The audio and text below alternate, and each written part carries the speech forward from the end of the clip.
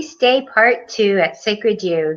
I'm Reverend Patricia Caginello, and I'm here now with Rabbi Ted Falcon of the Interfaith Amigos. We're so excited you're here. Earlier we spoke to Pastor Don McKenzie, and later today at 3 p.m. Eastern, we're going to be speaking with Imam Jamal Rahman on the concept of peace and spiritual practices that we can use to cultivate the inner peace that we need in order to achieve the outer peace that we all seek. So welcome, Rabbi Ted Falcon, to Sacred You. Thank you very much, Patricia. It's delightful to be here. Yeah, I'm so honored. I really am so honored. And I think that everyone can agree in today's world. I don't know if it's even more than normal, because I feel if we look back through the history of humankind, I think peace has been sought and necessary since the earliest records we have. And somehow we haven't been able to figure out collectively, individually or collectively, how to cultivate and sustain inner and then outer peace as of yet. Would you agree with that? Yeah, there was a study a few years ago by a historian who claimed that there were only 200 years in all of human history where there were no wars.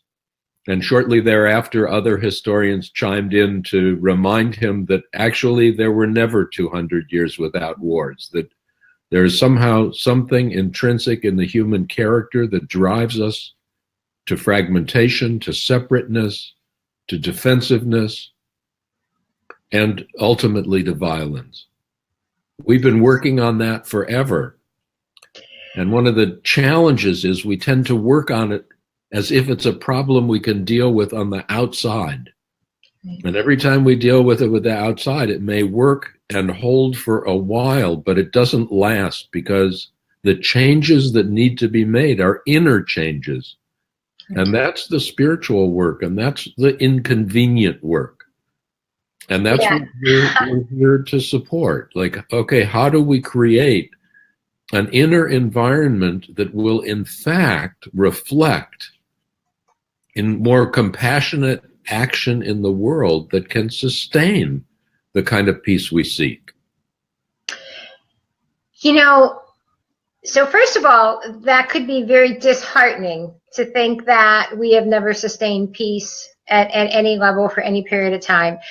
And then at the same time, when I listen to your words and you bring up the words compassion and the depth of knowledge and wisdom and just heart that you bring gives me such hope that there is hope for this world, because we have individuals, beautiful beings such as yourself here with us, that are working with us and sharing and practicing that which you speak.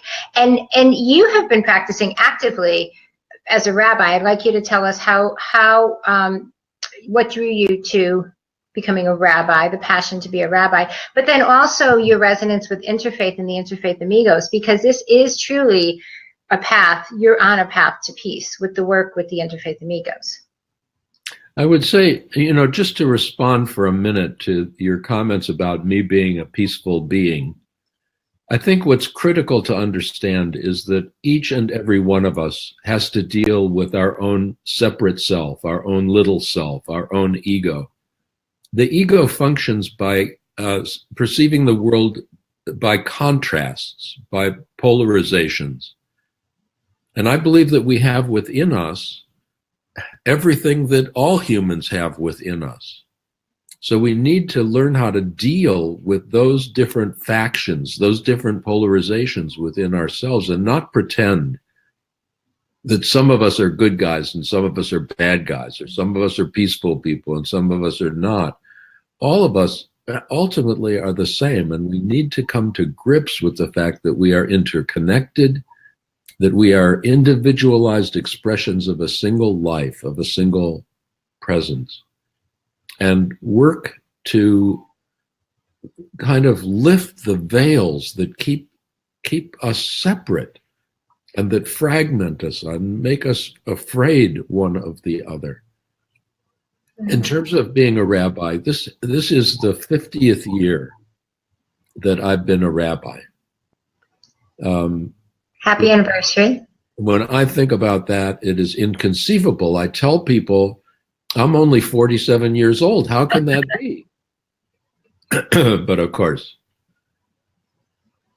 I'm somewhat more than 47 years old. At any rate, in some ways, why I became a rabbi was to get to the place I am now. Mm-hmm. And at the time I made the decision to go to seminary, I could not have even imagined the place I am now. I was not coming from a spiritually oriented place. It's like the universe led me to make some choices based on what would appeal to me then. Perhaps knowing with an intelligence far greater than mine that this would be a path that would open doorways and gates to a far broader understanding of my place in the universe, the interconnectedness that exists and that needs to be supported. In terms of interfaith, anyone awakening to a spiritual reality awakens to a unitive consciousness, awakens to an inclusivity that by definition embraces the very highest and the very finest within all traditions. So the quest then becomes, how does your tradition support you, and what are the treasures in your tradition that can support me in my own quest to awaken, to fulfill the deeper yearnings of my spirit, to awaken to the deeper levels of my identity? Interfaith just seems to be to go with the territory, like any notion that no, my way is better, my way is the right way, is totally contradictory to a spiritual vision, to a spiritual consciousness, to a spiritual awakening. So I don't experience it as anything special. I experience it as a reflection of the integrity of a spiritual path. So Rabbi Ted, I honor everything that you just said, and I acknowledge it, and it is true. But I also, it has to be said that, a master will never call themselves master, and that there are leaders and there are teachers in this world, and they are very necessary. And it doesn't mean that there isn't an interconnectedness, and it doesn't mean that what is within you is not within me and within everyone. But I think it needs to be said that the depth and breadth of your heart and of your wisdom and of your study and your experience for your 50 years as a rabbi and the other year or two that you've been, past that on this earth, it needs to be acknowledged and honored. And you are a true teacher. You are a true leader in this spiritual journey that I hope all of us partake in. And it is an honor. It is an honor to work with you, and it is an honor to help share your work through Sacred You, through our Facebook Live today. You have a beautiful free webinar. You and the other Interfaith Amigos will be sharing Finding Hope for Peace. That'll come up on Wednesday. And you're joining us again for your masterclass, Finding Peace Through Spiritual Practices. Right. And that just gives me so much hope, so much energy, so much feeling that, yes, maybe this time through the understanding that it is the journey to inner peace, to cultivate outer peace with leaders such as yourself, that we have a hope, that humanity has a hope, to sustain the outer peace for a period of time, so. May it be so. May it be so. So in support of that, what we're going to do today is you're going to be sharing a couple different spiritual practices from the Jewish tradition. And before we do that, though, as you're talking, I just think it's really super important, because on this journey, this spiritual journey that people find themselves, what seems to happen a lot is that people kind of seem to want to throw the baby out with the bathwater. People want to say, well, I can't be religious if I'm spiritual, or religion doesn't have spirituality in it because there's so many things that people are finding wrong with religion for a variety of reasons, which are not even necessary to the point. I don't necessarily see, I see the beauty in the religious traditions, and I see the importance of the inner spiritual journey. And I'd just like to have your input on that. For those people who feel that they've either moved away from religion, they don't embrace religion, or they're fully embracing their religious traditions, how it's all okay. It's all okay. And it's all, for me, we're all on a path to peace together. Mm. I think what happens is that all of the great spiritual traditions and religious traditions of the world essentially say the same thing. When one awakens to oneness, there's only one one. When one awakens to interconnectedness, there's only one connection.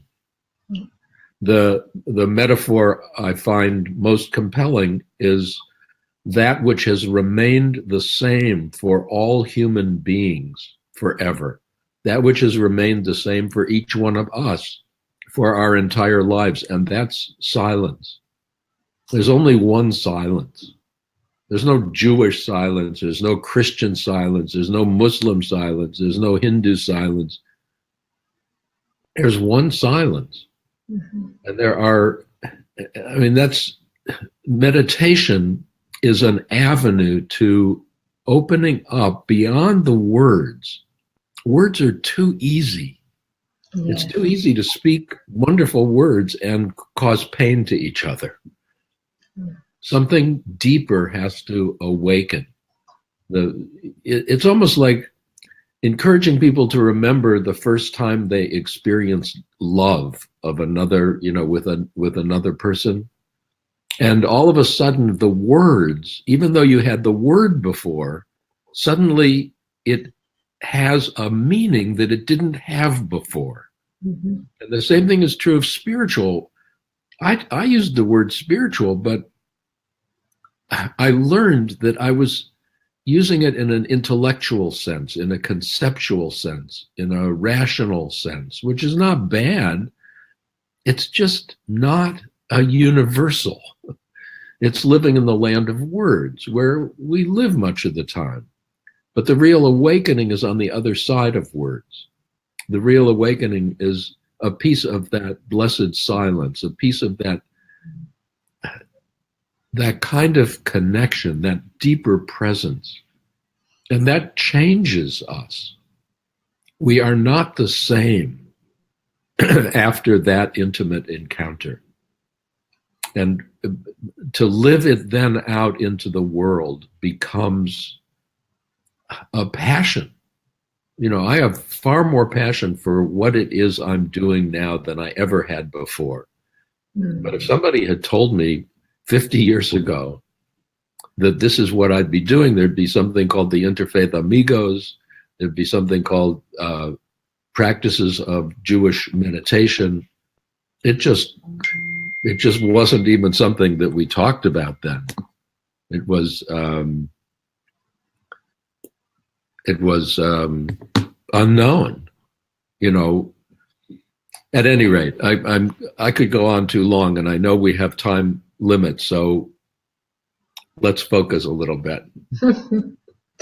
Well, so we don't throw the baby out with the bathwater.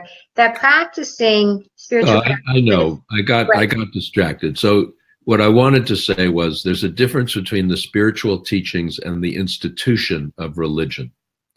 And that gets very confusing for all of us. The spiritual teachings can be universal, but the package in which they are held becomes an exclusive institution that has to perform for its own survival. And by definition, it then starts comparing itself to other institutions or to other paths, and it has to let people know why it's important to become a member there and to support that way. And we need our institutions. God knows we each have an individual institution called our ego. which we defend at all costs. But we need to learn to hold our institutions a little bit more lovingly, a little bit more gently, and to remember what they're here for. Just as the ego is here to serve as a vehicle for the transmission of a more inclusive vision, a more inclusive reality, a more peaceful purpose, so too each of our religious institutions is here to promote that kind of connection, that kind of love, that kind of compassion. And I believe that somebody could awaken to that with or without an institution. Mm-hmm. So it's not particularly of concern to me at this point in my life whether somebody calls themselves spiritual but not religious. I'd rather have that than religious but not spiritual. Well, that's true. So having said that, the traditions from the different religious practices are beautiful. They're beautiful, they're profound, they carry great wisdom, and I believe they can be of great support to us when practiced. And that's why the Interfaith Amigos and the Finding Peace Through Spiritual Practice, the masterclass you put together, the Finding Hope for Peace, the free webinar you're doing, and today on our Facebook Lives, sharing spiritual practices are beautiful, important vehicles, to use your term, right? To help us cultivate the inner peace we all seek. Help us to connect with that interconnectedness that we all share. Yep, that is our purpose. So you're going to share with us two different practices from the Jewish tradition, the Jewish faith that you practice. Can I ask you to share one right now? Okay, look, so right now in this moment, we're in the middle of a Jewish holiday called Sukkot. Sukkot means booths, and a sukkah is a booth, a temporary dwelling that we used to put up in our fields when we were doing the harvest, so that we could stay out in the field and help each other as we went from field to field to field to help each other do the harvest. The idea of a sukkah is that we build this temporary dwelling. The roof has to not be totally closed, so we have to be able to look up through the stars. And the image is that we can sleep in this place, we can eat in this place, we can invite guests into our sukkah. Now, like all rituals, there is an outer expression and there is an inner reality of that ritual. The idea of a sukkah. Wait, say that again, because that is such an important part. I was going to let it go, but I can't. Every ritual has an outer expression. Every ritual has an outer dimension, an outer manifestation. Right. And that helps us do something in the world to help, but it's really a reflection of something deeper.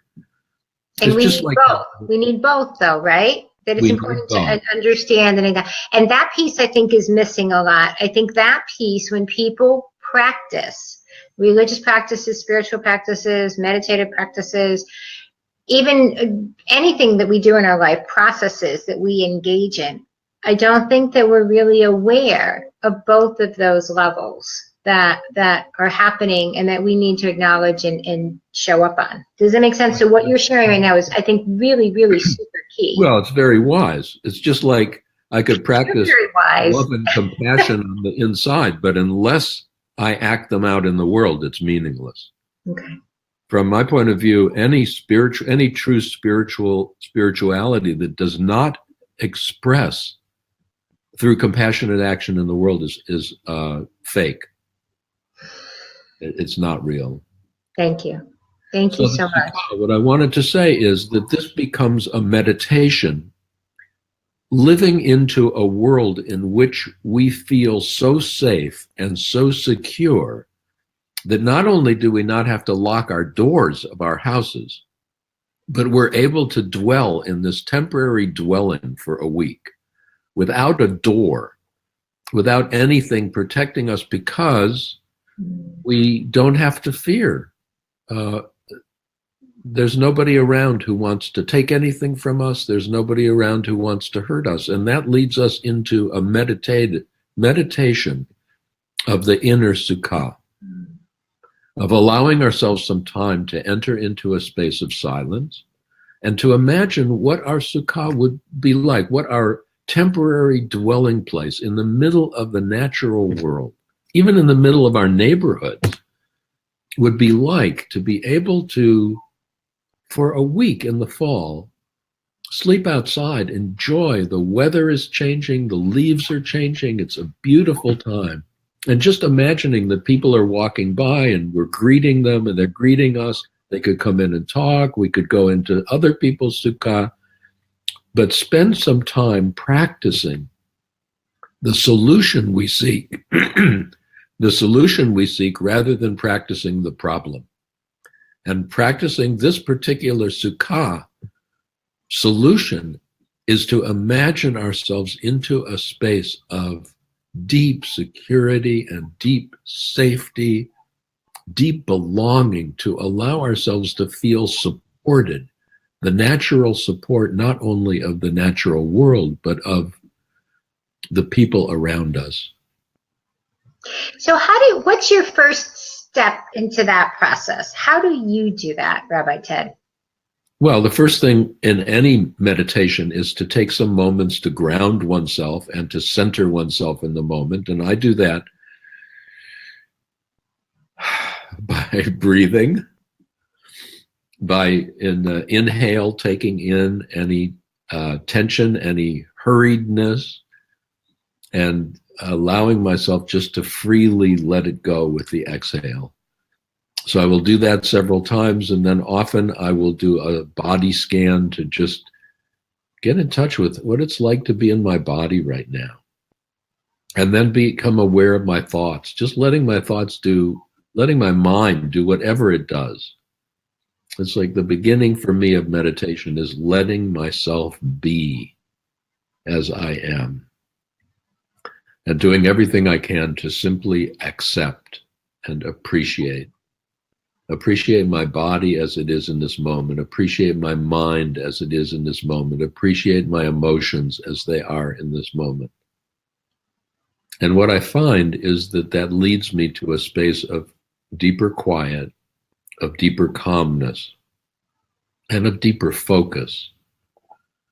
And then I will turn to the specific of any particular meditation, whether it's the recitation of a verse, which I will mention as a second practice, or whether it's a visualization.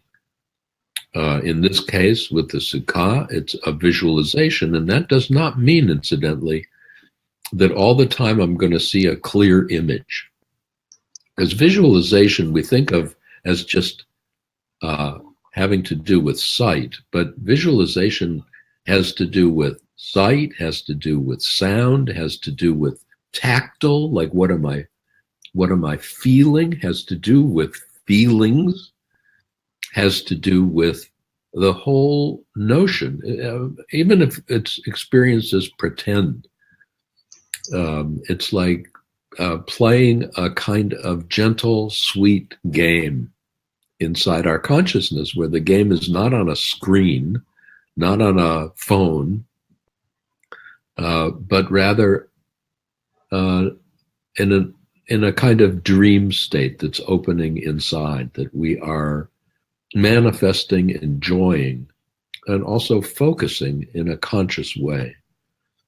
So in the sukkah, am I sitting in a chair? Am I lying down on the ground? Is it night or is it day? And just being aware of all the things, all the things, as the weather changes. One of the things for me is my nose drips, so please don't mind that. Be aware of all the images that come to mind, because I may not know at first. Is it at night? Is it in the day? It'll start to become clear. I'll start feeling into that image. And then in the sukkah meditation, to just allow that feeling, that awareness of safety and security. And it may go with words, In this moment, I am totally safe. In this place, I am totally secure. The universe supports me in this space. All those around me cooperate with me. I sense the oneness that sparkles and sparks from every being I meet. And I might imagine bringing in a friend or bringing in a stranger to my sukkah and saying, let's sit and talk. Let's sit and be silent. Let's sit and just enjoy the vibration, the setting, and allow that to be. And I know when such a meditation is concluded, when that sense of peace, that sense of safety, that sense of security is deeply realized and deeply enjoyed. When I feel that blessing just reverberate through every cell and every level of my being. And I always end such a meditation wondering, how will this energy, how will this peacefulness, how will this sense of blessing communicate through me to all those I meet this day? How will I be able to express this in my world in ways that can bring deeper joy, certainly to me and to all those people that I am with? Mm-hmm. Bringing in peace to the outer. You mentioned recitation also. Can you share with us one of your favorite recitations from the Jewish tradition? When you say recitation, you mean like a verse? Yes. Or well, is that one of your practices? I thought you had mentioned. Yeah. One of the forms of meditation that many of the meditation masters in Jewish tradition would give is that they would give a student a verse. And they would say, focus on this verse. And when you think you understand it, come and talk to me. And then when the student would come and share whatever they experience, the teacher would say either, okay, here's another verse, or here's another practice, or they'd say, that's good, go back with the same verse. There's more in it, because there's always more in it. So one of the verses that is particularly taught within the Kabbalistic tradition, Kabbalah, which is a Hebrew word that means that which is received. Kabbalah is the heart of the Jewish mystical tradition. Not all of Jewish mysticism is Kabbalah, but all of Kabbalah is Jewish mysticism. And one of the main verses that they focus on is called the Shiviti. It's a verse from Psalms. Shiviti Adonai lenegdi tamid means I set the eternal before me always. I set the eternal before me always. And when I teach this, I encourage people for whom the Hebrew is comfortable to do it in the Hebrew, Shiviti Adonai lenegdi tamid. And for those who are not, do it in the English. I set the eternal before me always. Like Sanskrit, Hebrew is one of the holy languages of this planet. And what that means is that there is a vibration that's carried in the language that reaches deeper than a verbal understanding. That's why so many of the mantras in the Hindu tradition are in Sanskrit.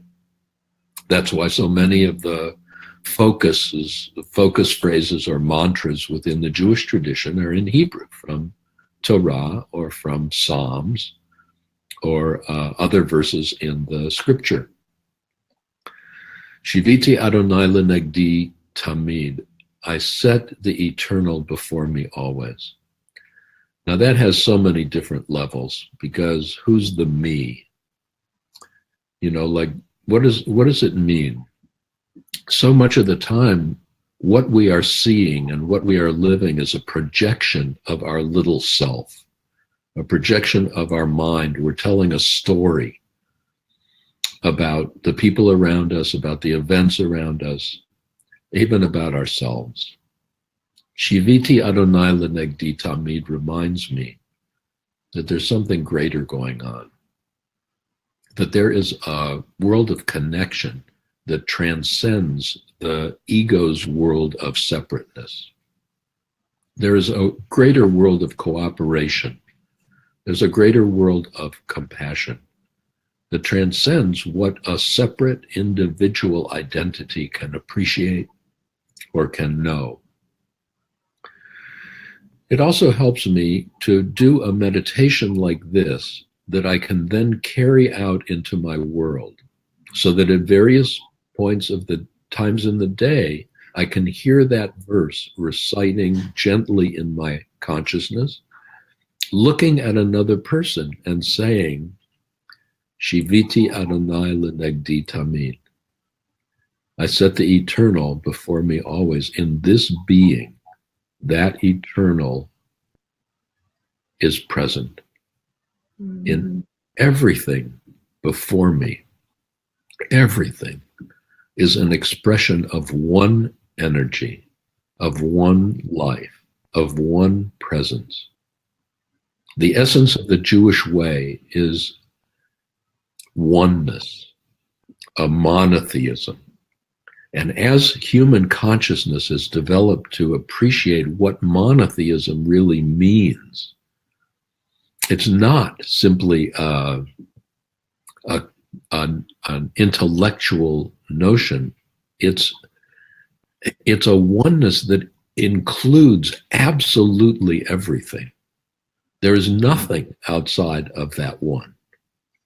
Shiviti Adonai Lenegdi Tamid reminds me in my meditation and outside of my specific meditative period of a deeper appreciation for that spark of life, that spark of presence. And how can I help bring that out in myself? How can I support that, the expression of that in those I meet? In every transaction, can I remember that I'm dealing with another sacred being? And yes, that sacred being has a shell, just like I have a shell. That sacred being has an ego and all the ego needs, just like I. And there is something so beautiful and so precious that is yearning to be met, that's yearning to be affirmed, that's yearning to be confirmed, and that's yearning to be celebrated and shared. For me, my meditative practice has to be associated and connected in some way with the life I live outside of a meditative period. So that the goal is, in one way or another, making of meditation a way of life, making of spiritual practice a way of walking in the world. I set the eternal before me always. And so what you're saying, Rabbi Ted, is that the eternal is in everyone and everything. That the monotheistic... I would even say it the other way. Everything and everything is in the eternal. Right. And it expresses in both ways, exactly as you said it. Mm-hmm. Within me is infinity. Infinity somehow awakening within the finite, and my finitude, my finiteness is held in the embrace of the infinite. Yeah. So what a beautiful way to wrap up our time together right now. What really resonates with me, with what you've shared, is the idea of the inner peace, right? The seeking of the inner peace manifesting into the outer world. But when we see the eternal within each of ourselves, and we see the eternal in everything and everyone, the oneness, right? So we see it and we honor it and we acknowledge it and we love it within ourselves. And then we share that and see that in everything and everyone around us. Is that, would you say that would be, you would agree with that? Oh, I would. I think the greatest threat to peace in the world is the increasing fragmentation and polarization into which we have driven ourselves. And the ultimate corrective to that is awakening to our connection, refusing to dehumanize any group or any person, refusing to think that we are better or that we are worse than any other group or any other person, and finding ways to act that connection, to refuse to let the externals of differences of belief or differences of politics or differences of viewpoints drive us apart, to find the things we share, because we share way more than that which separates us. And we need to develop a language and a context in which to share that connection. Thank you, Rabbi Ted Falcon. You know, I'm so looking forward to your webinar with the Interfaith Amigos, Finding Hope for Peace. It's a free webinar, everyone, that will be airing this Wednesday, October 11th. And I'll put the link in the comments so you can click and you can sign up. It will be 90 minutes of the Interfaith Amigos and their teachings and practices and live interaction, so you can ask them questions directly. And I so look forward, Rabbi Ted, also to the Finding Peace Through Spiritual Practice, the master class, and what you teach through that with Sacred You. So thank you so very much for being a rabbi in this world for 50 years and counting, and for sharing your heart and your wisdom and with others on the path to peace that you walk every day. I just thank you so much. Patricia. Thank you for the opportunity to share in this way. Thank you for your presence, which supports deeper teaching always. Yeah. So I think what we need to do is you need to share with us in Hebrew a closing in for peace, sharing in peace, and we'll go out with that. You know, the essential word for peace in Hebrew is shalom. Mm-hmm. It's the word that most people know if they know any Hebrew word. But people think it means just peace in the way that we usually use the word peace. But the root of shalom, the word, means wholeness and completeness. Mm-hmm. Shalom is the kind of peace that flows naturally when we awaken to our essential wholeness, to our essential completeness, and to our essential interconnectedness. So I often use the word shalom with my breath, just whenever I remember, whether I'm driving or walking. And on the first syllable I inhale, and on the second syllable I exhale, as if I am illustrating in a physical way that it's the connection between inspiration and sharing, inspiration and sharing, inspiration and sharing, that allows us to step into our wholeness and our completeness in a way that not only supports but manifests the world of peace that we seek. So shalom, Patricia. Shalom, Rabbi Ted. Shalom to everyone. Thank you so much. Thank you for being with us.